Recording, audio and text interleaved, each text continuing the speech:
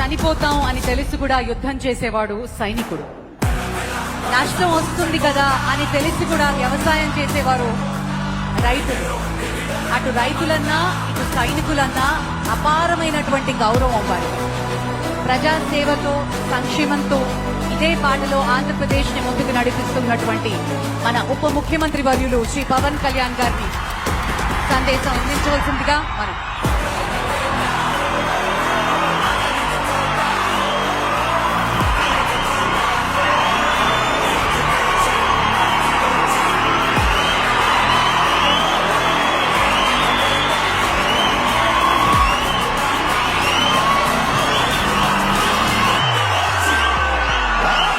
विकसित भारत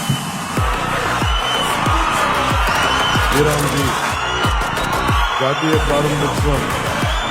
కార్యక్రమానికి మన ఆంధ్రప్రదేశ్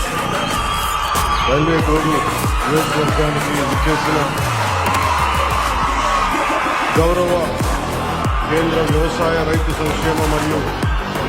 గ్రామీణాభివృద్ధి శాఖ మంత్రివర్యులు శ్రీ శివరాజ్ సింగ్ చౌహాన్ గారికి,